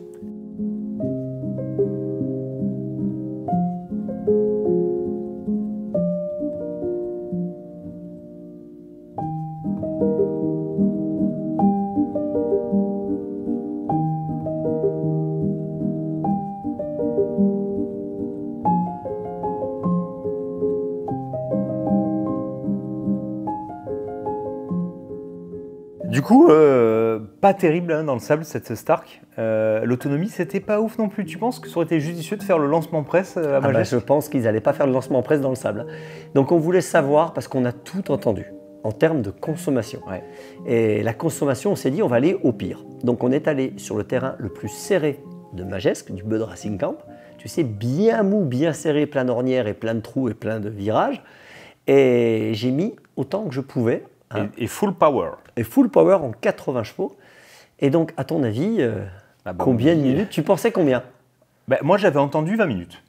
Moi, j'avais entendu dire que des mecs vidaient la batterie en 20 minutes en Italie, à Dorno. Tomber la batterie entière en 20 minutes, j'étais sceptique parce que c'est pas du tout, moi, les chiffres que j'ai eus. Même si je suis pas un top pilote et que j'ai pas roulé dans le sable, je trouvais que c'était un peu excessif. Tu as fait le calcul et tu es à peu près juste en dessous de... À mon niveau, hein, donc, moi, j'ai jamais fait de course. Hein. Je roule pas mal, mais j'ai jamais fait de course. Tu penses que je pourrais rouler en ligue? Ah ben bien sûr, Je roulerai en quoi en ligue? en B, En B? Et je roulerai devant ou pas? entre 5 et 10. Ah, je serais pas mal alors. Ah, tu serais pas mal. Bon, alors, à ce niveau-là, donc loisir, je suis à peu près à 1,6%. Pourquoi je suis si précis, les amis? C'est parce que j'ai noté tous mes roulages et à chaque fois, en combien de temps je déchargeais la batterie, de combien je partais. Et voilà, donc en fait, je suis à peu près à 1,6% à la minute. Attention, il y a une bonne surprise, c'est que j'étais persuadé qu'entre 100% et 90%, la batterie se déchargeait moins vite qu'entre 60 et 50. Et visiblement, ça n'a pas l'air d'être le cas. Non. Par contre, attention, hein, on parle toujours sur 80%. Parce que arrivé à 20%, la machine en fait chute en puissance de manière à ce que tu puisses rentrer au parc. Donc quand tu utilises on va dire une Stark, tu es d'accord avec moi que tu utilises de 100 à 20. Ouais. Tu roules pas à 10 parce que c'est un coup à se faire mal sur une table, à se mettre des cours. C'est on va dire entre 0 et 20, c'est pour rentrer au parc, finir ton tour, finir le dernier tour de ta manche, mais c'est pas du tout pour attaquer et faire un des chronos. Non, Voilà. non, complètement. Donc moi, je suis autour des 1,6%. J'ai fait le calcul de Sylvain à qui il a roulé. Alors quand j'ai roulé, il roulait peut-être un petit peu moins vite que moi. Il était autour des 1,1% à la minute. Ouais. Et Donc ça veut dire quasiment 70 minutes. ouais, ça veut dire quasiment 70 minutes dans Ça son fait cas. 70 minutes avec le plein. Voilà. Parlons des débutants, Pierrick. Oh, Lucie a battu un record. Donc je pars avec le trépied pour la recharger la moto à Trofarello, qui pour info, tu sais, il y a toutes les prises de camping pour les camping-cars. Ouais. Donc il suffit de prendre l'adaptateur camping-car. Et si tu veux, entre midi et 2, tu peux recharger. Il y a beaucoup de circuits aujourd'hui qui ont l'électricité sur place et il y a peu de Stark. Donc du coup, tu peux facilement la recharger. J'avais tout amené. Ben, j'ai fait la première journée. On n'a pas remis de courant à l'intérieur. Et on a quand même refait la deuxième journée. Elle a roulé 2h20 avec une seule batterie. Ouais, donc là, De 100% à 10%, parce qu'elle roule, elle débute, elle pèse 50 kg. Donc si tu veux, pour elle, il y a zéro souci. Elle a donc, c'est quoi la stat? C'est 0,6, c'est ouais, ça? 0,6% la minute pour Lucie. Ouais. Donc, faire une journée, voire, on va dire, là c'est extrême, mais faire une journée quand tu es un pilote débutant, il y a zéro souci. Il n'y a aucun problème de batterie. Et j'ai battu un record, quasiment 4% à la minute. Dans le sable avec la mode en full power. Donc ils avaient raison. J'ai mis 21 minutes Ouais. pour vider donc de 100 à 20. Une batterie de Stark se vide aux alentours des 40 minutes pour un niveau normal, on va dire. Ouais. Toi, tu la viderais un peu plus vite, évidemment, mais la plupart des gens roulent plutôt comme moi. Donc je pense que vous allez être entre 35 et 50 minutes en gros. Pour faire Alors- simple, quelqu'un qui débute la moto, il va pouvoir rouler toute la journée sans Ouais, problème. Et pour quelqu'un qui est un pilote élite de renom, eh ben non, c'est une moto de performance, ce ne sera pas pour faire un chrono, pour faire une seule manche, et ce n'est pas une moto d'entraînement par exemple. Alors ça peut interloquer, ça peut poser beaucoup de questions. Qu'est-ce qu'on fait d'une moto avec laquelle on va pouvoir rouler autour d'une demi-heure? L'utilisation. Quel beau chapitre. En fait, il faut bien reconnaître quelque chose, c'est que le groupe électrogène va devenir ton meilleur ami.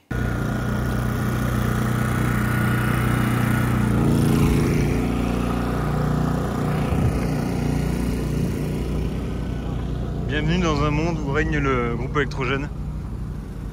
Tu vas être obligé d'investir dans un groupe électrogène si tu veux pouvoir rouler une après-midi entière ou une journée entière sur un circuit d'entraînement. Ouais, tu prends ton camion, tu vas au circuit, tu as besoin du groupe Alors, électrogène. la bonne nouvelle, c'est que c'est donc possible de rouler toute la journée si tu fais l'effort financier de racheter un groupe qui va coûter autour des 800 €. Un 5 kg, ça vaut à peu près entre 800 et 1000 €. À mon niveau, quand je roule 20 minutes d'affilée, en principe, je suis rincé et il me faut bien 20 minutes pour récupérer physiquement, voire une demi-heure.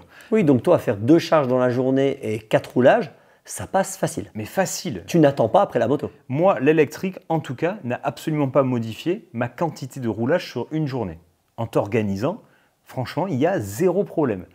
Le problème, entre guillemets, c'est d'acheter un groupe électrogène qui va encombrer ton camion parce que c'est Gros. super gros. Ouais. C'est chiant parce que c'est super lourd. Alors, tu t'es déjà braqué la Stark à charger. Le stand, là, qui pèse 23 kg, plus, je te dis, tu as l'impression de faire du sport de force. Tu sais que j'ai fait tomber... Strongman. Tu sais que je parlais tout à l'heure. Alors, la Stark, elle fait autour des 120 kg, on l'avait pesé.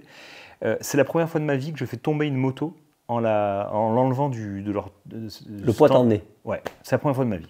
Et je veux dire, j'ai pas des petits bras, quoi, tu vois. Tu m'en as parlé, tu t'es dit autant de technologie, pourquoi ne pas avoir fait un stand où tu sais, où soit Un t'appuies sur lève-moto. Oui, où tu appuies sur un bouton, ou tu accélères une pédale, Mais oui. qui lèverait la moto tout en gardant le système de recharge. Et pour la petite histoire, je pense que, alors faites-en l'expérience, mais aujourd'hui, c'est rare de voir quelqu'un qui utilise une Stark et qui met la Stark sur le stand. Hein. Il fait quoi? Il met un triangle? Il la met contre C'est le camion? c'est le grand retour du triangle. Hein. Si vous voulez lancer un business, faites des beaux triangles Stark. Hein. Ouais.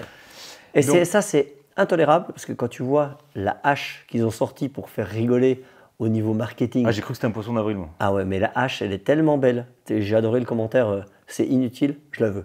Non, c'est pas ça. Complètement inutile. Mettez-moi 10. Ouais, c'est exactement ça. Donc, si quand ils sont capables de faire une hache comme ça, ils peuvent faire un trépied télescopique qui permettra. Ça, je trouve que c'est dommage parce oui. que le poids de la moto est pas du tout gênant quand tu roules. Non, mais tu la le sens pas. manutention, elle est insupportable, quoi. La manutention, elle fait un peu 140 kg et le Non, roulage. c'est 120. Non, mais la manutention, elle te fait l'effet de 140 kg. Plus de 100. Voilà. Et le roulage te fait un effet de 90 kg. Ouais, non, c'est un truc de fou. Le Et alors- 120 kg qui a de la balance, tu ne le sens pas jamais. Non. Il est moins quand tu roules et il est plus. Mais à soulever, t'as pas l'impression qu'elle fait 120. Hein. T'as On est bien l'impression d'accord. qu'elle fait, je sais pas, c'est bizarre, hein, mais. Et tu as eu un petit souci de honte avec le groupe électrogène. Oui, alors moi, j'ai aucun problème, si tu veux, au niveau de l'éthique, à me dire, c'est soi-disant écologique et électrique, mais en fait, vous utilisez des groupes électrogènes pour recharger, c'est ridicule. Alors, moi, ça me passe, mais là, si on fait le test de la Stark, c'est pas pour promouvoir la moto verte, entre guillemets, et économique électrique. Non, tu utilises un Mais je objet. ne crois pas du tout, personnellement, au côté écologique de l'électrique, mais ça, c'est un autre débat dans lequel on ne va pas rentrer. Moi, c'est juste pour la technologie différente que voilà, je trouve ça intéressant. Donc, moi, recharger ou faire le plein, je m'en fous. Par contre, ce qui me pose problème, si tu veux, c'est que j'étais le premier à dire non, mais ça va, un groupe sur un terrain de cross, c'est un terrain de cross. Mais avec le bruit qu'il y a, le groupe électrogène, tu ne vas pas l'entendre. Hein.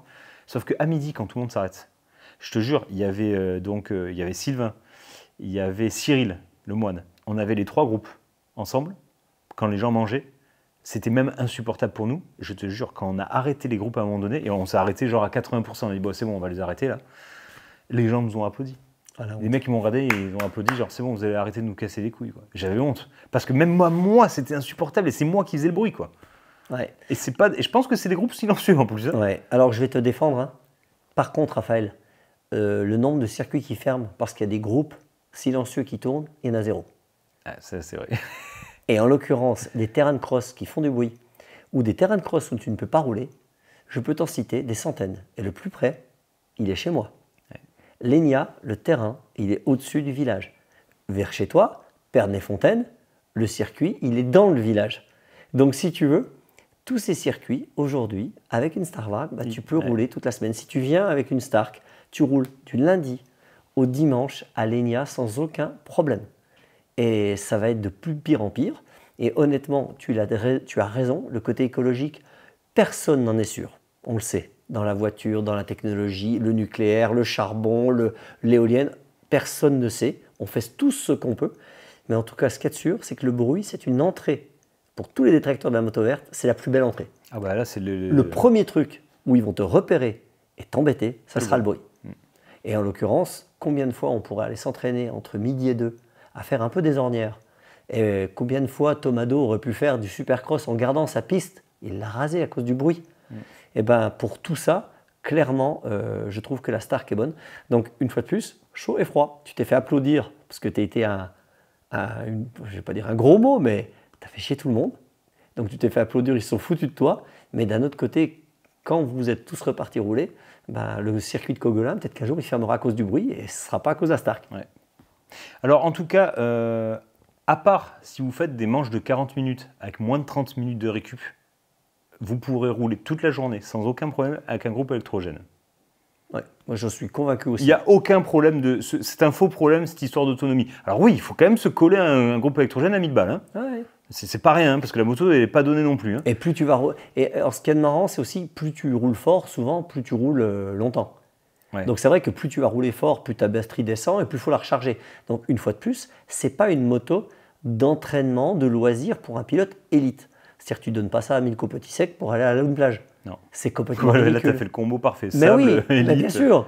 Donc c'est juste pas un outil pour lui. Enfin, c'est comme donner un iPhone 15 Pro à un enfant. Tu es d'accord avec moi? Et moi qui te dirais, ah, je me suis retrouvé un iPhone 9, il va bien aller pour ramener des images du prochain tournage. Non, chaque chose a son utilisation. Raphaël, par contre, il y a un sujet sur lequel, là, c'est le paradis pour toi. Pas de filtre, pas d'essence, très peu d'huile. Il faut quand même la vidanger. On est content pour nos amis de chez Elf, il y a toujours de l'huile. C'est de l'huile 4 temps. Oh, bon, c'est tous les 50 heures, je crois. Hein. Voilà, exactement. Mais tu es d'accord avec moi que la mécanique, ça change tout pour toi. Le système de tension de chaîne, il est facile. Il y a très peu d'entretien à faire. Pour toi, c'est game changer. Mais moi, aujourd'hui, j'ai plus de moto chez moi, à part cette Stark que j'ai eue pendant 3 mois.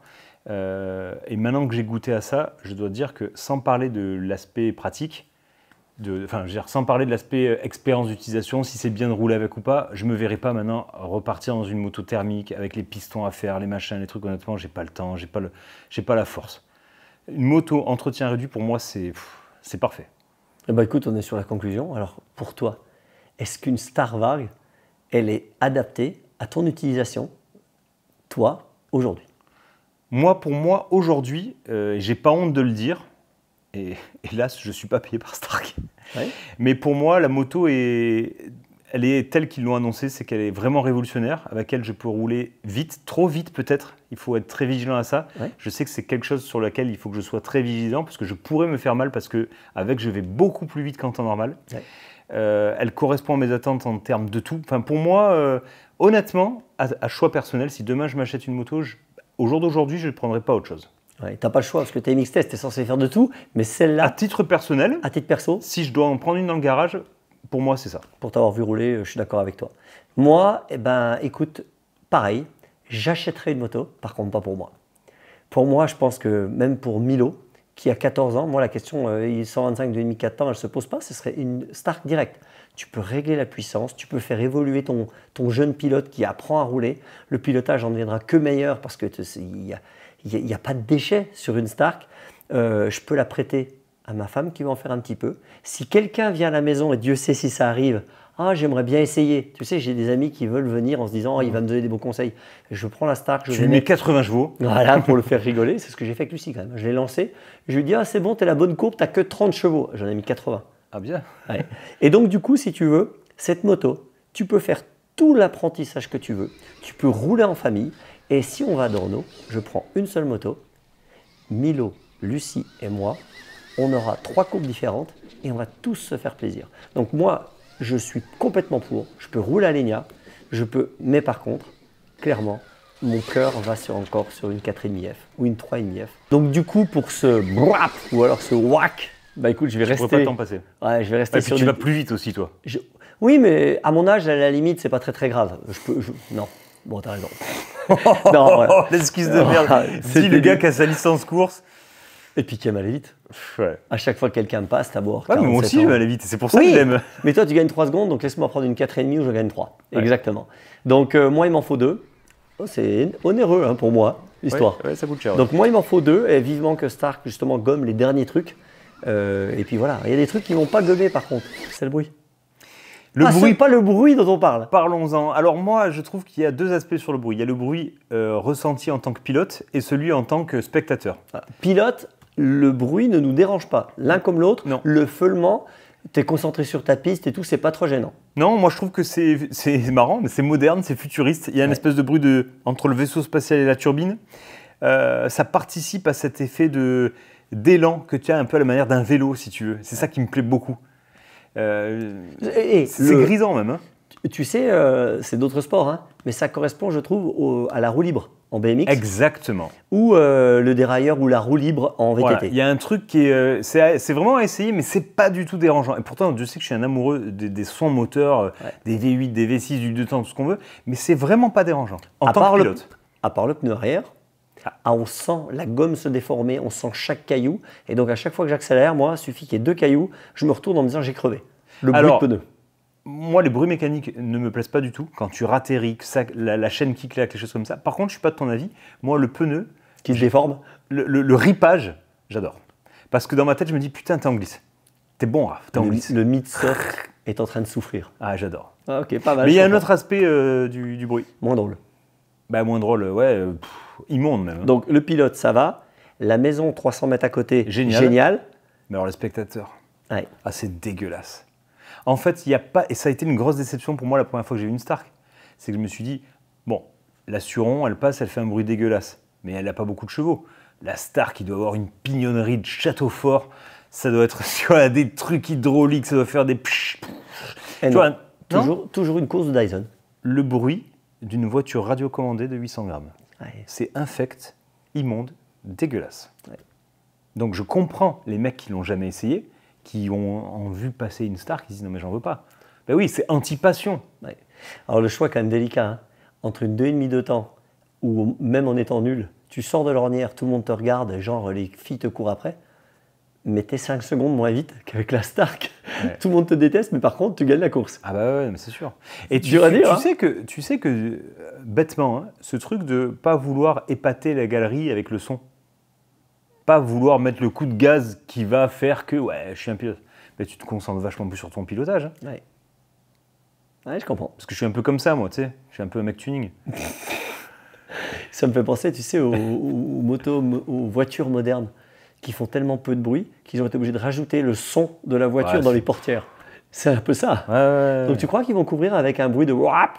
Non, mais alors, tu vois, quand je regarde cette moto, tu sais, les trucs qui m'ont un peu déçu, par exemple, c'est je trouve l'esthétique de la batterie que je trouve qui est pas novatrice. On se retrouve encore ce gros bloc, même si tu partages pas son avis. Tu vois, le son, j'aurais aimé qu'il y ait un... Je dis pas de mettre un haut-parleur pour faire du bruit là où il y en a pas, c'est complètement, c'est antinomique. Ouais. Je veux dire, c'est l'intérêt de l'électrique de pas faire de bruit. Mais tu vois, regarde les Renault Zoé, les machins là. Tu sais, quand elles passent dans la rue, ouh, tu sais, on dirait Ouais, c'est une vrai. entité, un poltergeist là. Ouais, plus Tu sais, un truc quoi, je sais pas. moins aigu. Ben, je sais pas, moi. C'est quoi qui fait ce bruit d'ailleurs, Raph? Ben, je sais pas. C'est le bruit moteur, c'est la roue, c'est quoi? Non, je La pense chaîne? que c'est- Non, moi je pense que c'est le moteur parce que. Non, je pense que c'est vraiment ce côté électrique. Regarde, une voiture radiocommandée, ça Ouais. fait exactement le même bruit. J'ai une question pour toi, je sais pas si tu as la réponse. Combien coûte une batterie? Est-ce qu'on peut en acheter deux? Non, je crois que c'est. Alors, déjà, je crois qu'ils les vendent pas, tout Ah, ok. simplement. Et je crois que au niveau du coût, ça représente dans les 7 000 €, il me semble. Ah merde. Et est-ce que ça se change rapidement? Est-ce que tu as des infos? Alors, oui, si tu vas dans un magasin agréé, enfin, Ouais. les revendeurs et tout, ils te la changent très vite. Alors, est-ce que tu as des infos pour le futur? Est-ce qu'ils vont nous sortir d'autres modèles ou est-ce qu'ils vont rester sur celui-là? Alors, le plan de Anton, comme tu l'as expliqué en début de vidéo, c'est de devenir une vraie marque à part entière, au même titre que KTM. Alors, c'est pas que ce soit une fausse marque aujourd'hui, hein, mais si tu veux, il veut compter autant que les autres. Autant que Yamaha, autant que Honda, autant que Husqvarna, voilà. Donc, le but, c'est évidemment de développer des nouveaux modèles et d'en sortir assez régulièrement. Donc, les prochaines motos ne seront pas forcément des mises à jour de la Stark Varg, mais plutôt des nouveaux modèles.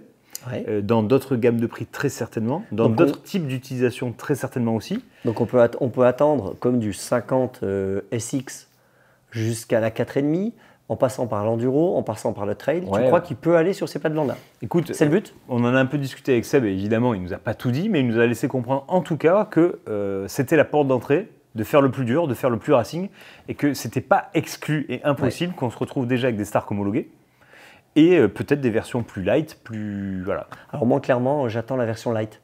J'aimerais un modèle à 6-7 000 €, tu sais, mais qui serait plafonné à 40 chevaux et qui permettrait aux écoles de pilotage, tu sais, d'avoir un parc de motos facile, mais quand même résistante et efficace.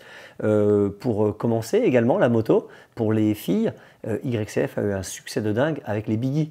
Bien sûr. Donc t'imagines une moto comme ça, une Stark qui sortirait à 5-6 000 €. Alors certes, c'est passé la 12, 13, mais ce serait quand même pas mal et ça, à mon avis, ça mettrait aussi le pied à l'étrier parce qu'il y en a un paquet qui hésitent justement à cause du prix. Parce que c'est un peu genre tu te sépares de ta 4,5 pour acheter une Stark. Là en l'occurrence, je pourrais presque avoir les deux.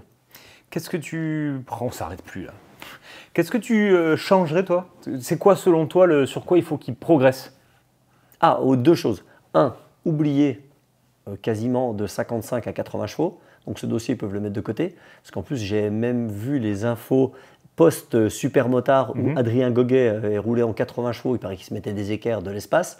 Donc déjà, ce côté trop de chevaux, ils peuvent l'enlever directement. Alors, moi j'ai posé la question à Sébastien, Dis-moi. J'ai dit les 80 chevaux, vous les avez fait pourquoi en fait? Ouais. Pour quelle fonction? C'est pour de la piste? C'est pourquoi?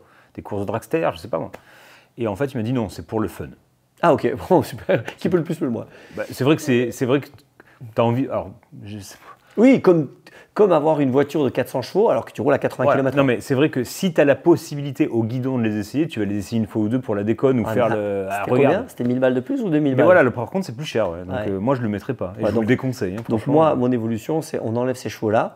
Et par contre, la courbe, il faut absolument pouvoir la dessiner exactement comme on veut. Alors certains vont faire n'importe quoi, mais franchement, on peut la rendre beaucoup plus douce. Parce que moi, les chaleurs que je me suis fait avec, j'aurais pu les éviter avec une meilleure courbe. Parce que la moto n'était pas en cause, c'était uniquement, on va dire, le tracé de la courbe. Et ça, si tu l'enlèves, tu as un châssis exceptionnel, tu as une moto qui ne fait pas de bruit, tu fais pas de faute en sortie de virage, et tu as quand même les chevaux pour sauter des triples à la cool. J'ai vu que la moto, tu peux la mettre à l'envers. Hein. Tu as vu Patrick Evans avec? Oh, Non, mais elle est démente. Elle est C'est démente. flippant ce qui fait avec la moto. Moi, ce serait le poids. Alors, pas du tout pour l'utilisation. Hein. Ouais. Moi, c'est pour la logistique. Moi, sans déconner, je trouve que c'est trop lourd. Tu veux quoi? Tu veux t'acheter quoi comme moto en ce moment? Une Harley? Ah Oui, mais alors. c'est donc oui, ce qu'on a une Harley, discuté. tu ne la mets pas sur un trépied. Une Harley, même de 400 kg, tu Ouais. subis pas le poids comme le poids de la Stark. La Harley, Je suis tu la d'accord. soulèves jamais. Donc, tu t'en fous qu'elle fasse 400 kg. Ouais. Moi, je trouve ça handicapant. Je veux dire, putain, à la fin de la journée, tu sais, quand tu as fait une grosse journée, parce que du coup, je roule vachement avec la Stark. Alors, le paradoxe, hein, je roule plus avec une moto électrique que thermique. C'est fou.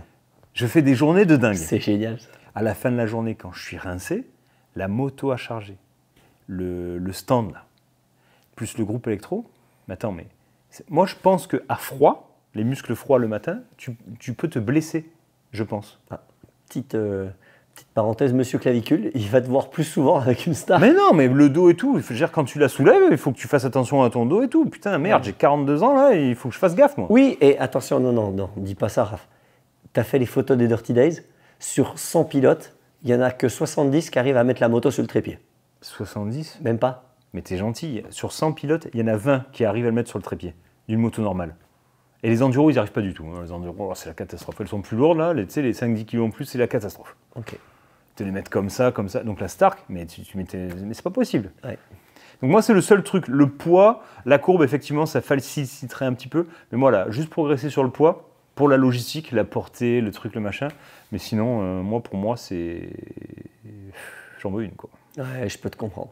Alors en plus, il y a des... Tu as vu, tout est moderne jusqu'au bout. Hein. Tu m'avais parlé du... Vas-y. Je me rappelle plus, il y a un truc qu'on a De oublié. manière, là, à ce niveau-là Avant que du stylo, je ne coupe plus rien, là. Ouais, d'accord. Non, tu m'as parlé d'un truc avant, je vais parler un peu du financement, très moderne. C'est la LOA? première fois. Ouais, mais par contre, juste avant, tu as dit, il faut qu'on parle de ce truc à la boutique. Voilà. J'en veux, Ah oui. voilà. Ah bah, de toute façon, toi qui aimes les trucs modernes, il n'y a pas que la moto qui est moderne, il y a aussi autre chose. Ah ouais, tu casses une pièce, tu prends le téléphone Stark, là, l'écran, hop, tu vas chercher la pièce, tu la commandes, livré chez toi. Alors, en plus, les prix de ce que j'ai vu, alors, c'est pas déconné. Non, on pensait que ce serait pire. Hein. Voilà, c'est pas parce que comme tu te dis c'est spécial, ils vont tabasser sur les prix. Franchement, le prix des pièces détachées, c'est pas tant déconné que ça. Et voilà, tu es sur la piste, tu fais ton levier avant de rentrer chez toi, tac, tac, tac, c'est bon, c'est à la maison. Ouais. Tu sais que c'est la première fois que tu roules avec une moto qui n'a pas de câble de cross. Ah ouais, c'est tout. C'est un sensor, justement. Ride by wire. Et par contre, le problème, c'est que tu ne peux pas mettre tes poignées lock-on. Bah oui, tu es obligé de mettre une poignée que tu enfiles, parce qu'il n'y a pas encore le système lock-on adapté à cette poignée électronique. Donc si tu veux, tu es obligé de rouler avec tes poignées préférées, Rental, Gaufre. Allez, on va jamais Eloi. la finir. Hein. Eloi.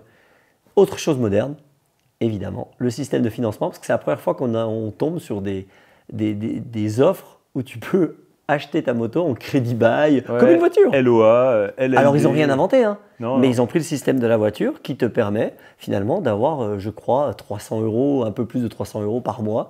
Tu payes ta moto régulièrement, donc ça c'est pas mal aussi. Tu sais qu'il y a une carte SIM dans la moto? Ah ouais? Il y a Pour une faire carte quoi? C'est-à-dire qu'eux, à distance, peuvent intervenir sur ta moto, voir s'il y a un problème, potentiellement même la débugger, ou la réparer, ou je sais pas quoi. Ils savent si elle roule pas, si elle est allumée, où tu es. Oh, tu sais quoi, ça me fait penser, je vois le truc un peu ultra Mais moderne. j'imagine que les Tesla c'est pareil, j'imagine que tout est comme ça maintenant. Hein. J'imagine le truc ultra moderne, c'est de récupérer le mec, ah regarde celui-là, il roule très très vite, il a des temps sur ce circuit qu'on connaît. Non mais tu vois, juste dingue. Bah, franchement, Lui, je l'aime pas, tu vas lui couper l'allumage sur l'appel du saut. Non, comment? Bah non, parce que le moteur est coupé. Ah ouais, non. Tu tombes en silence. Alors tu sais, tu sens bien les impacts et les cailloux. Bah, génial, écoute, j'ai envie de te dire, c'est le plus long test, le plus gros test, et le test le plus, comme on l'a dit, amour-haine qu'on ait pu faire. Ouais. Et puis voilà, on n'est même pas d'accord à la fin, donc ça c'est plutôt cool aussi. D'accord sur beaucoup de points, et puis pas d'accord sur d'autres. Donc c'est ce qui s'appelle un vrai test, non? Un bon MX test.